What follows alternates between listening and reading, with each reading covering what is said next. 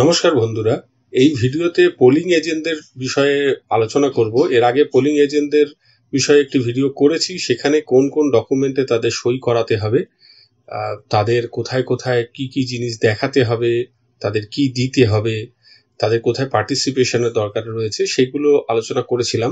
এটাতে সামগ্রিকভাবে আলোচনা করব যে কোন কোন ফর্ম পোলিং এজেন্টদের জন্য পূরণ করতে হবে, তারা কি কি নিয়ে আসবেন। এই দুটো ভিডিও একসাথে করে দেখলে একবার পোলিং এজেন্টদের বিষয়টা সম্পূর্ণ ক্লিয়ার হয়ে যাবে।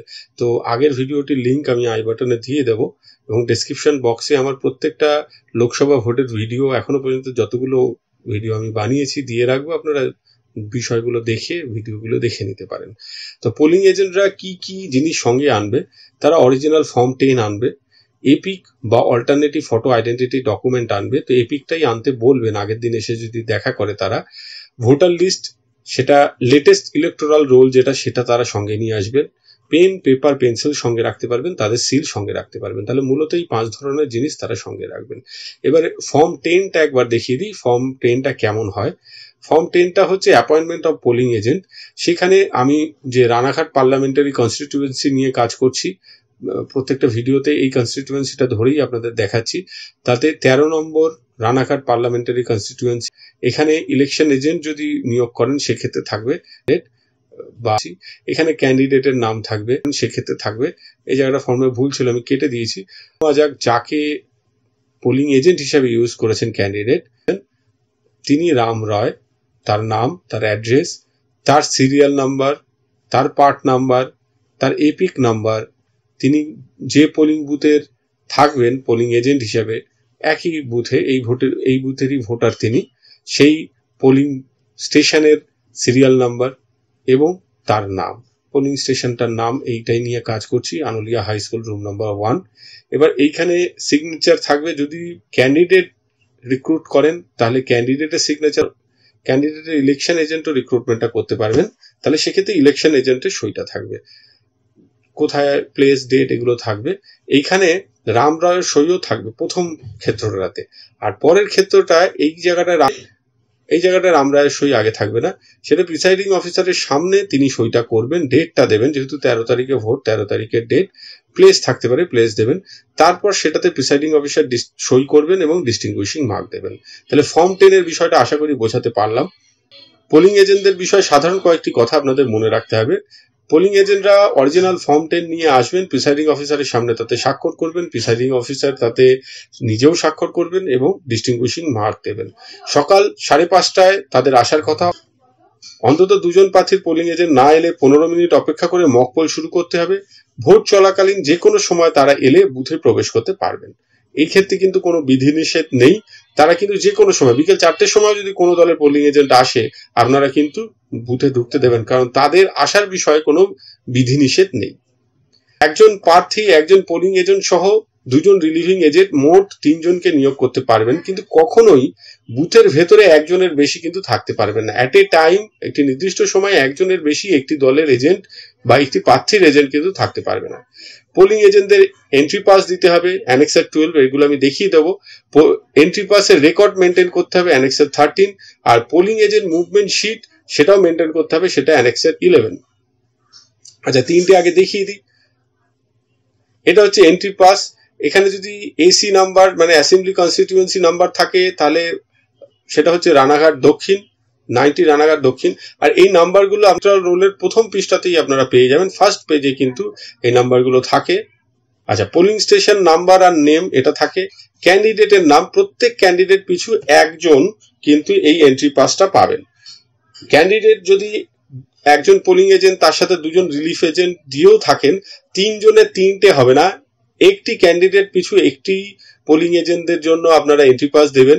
এক্ষেত্রে রাম রায়ের নামে দিলেন, রিলিফ এজেন্ট 2 জনের নাম সেখানে লিখে দেবেন, প্রিসাইডিং অফিসার সই করবেন, ডিস্টিংগুইশিং মার্ক দেবেন। যখন রাম রায় বুথের বাইরে যাবেন, তখন যাকে, লক্ষণ রায় হতে পারে, ভরত রায় হতে পারে, তার যে রিলিফ এজেন্ট, তার হাতে এন্ট্রি পাসটা দিয়ে দেবেন, তিনি ওই এন্ট্রি পাস নিয়ে আবার বুথের ভেতরে ঢুকতে পারবেন। এবার এই যে বাইরে যাওয়া, ভেতরে আসা বিভিন্ন সময়, তার জন্য annexure 11, polling agent, relieving agent movement sheet. এইটা প্রথমে পার্লামেন্টারি কনস্টিটিউয়েন্সির নাম, তারপরে অ্যাসেম্বলি কনস্টিটিউয়েন্সির নাম, তারপরে ক্যান্ডিডেটের নাম, এবারে ক্যান্ডিডেটের নাম, তার পলিটিক্যাল পার্টি, ধরে নিলাম তিনি রাম রায়, পোলিং এজেন্ট, তার 5:30টার সময় এসছেন, তিনি সিগনেচার করেছেন, যাওয়ার সময় আবার তিনি যদি বাইরে যান সেই সময় ধরেন সকাল 7:30টায় বাইরে গেলেন, সেই সময় তিনি সিগনেচার করে দেবেন। আবার সেই জায়গায় ধরেন লক্ষণ রায় ঢুকেছে, পরপর লিখতে পারেন, এখানে অসুবিধা নেই। সেক্ষেত্রে তাহলে ক্যান্ডিডেটের নাম, প্রার্থীর নাম একই থাকলো, লক্ষণ রায়ের নাম লিখবেন। সেখানে এন্ট্রি, টাইম অফ এন্ট্রি 7:31, 7:30-এ যদি তিনি গিয়ে থাকেন, তিনি আবার 12:30 পর্যন্ত ছিলেন।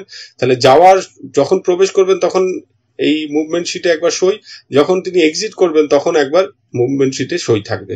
আবার ধরা যাক বি ক্যান্ডিডেটের, বি দলের যদু রায় আরেকজন পোলিং এজেন্ট, তিনি 5:35-এ এসছেন, তিনি এসে সই করবেন। আবার যদি 1:30টার সময় তিনি যান, তিনি সই করবেন।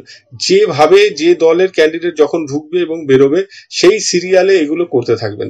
এবার সেই ক্ষেত্রে 5:30 যিনি এসছেন রাম রায়, তারপরে যদু রায় হবে, এটাই স্বাভাবিক, হলেও কোনো অসুবিধা নেই।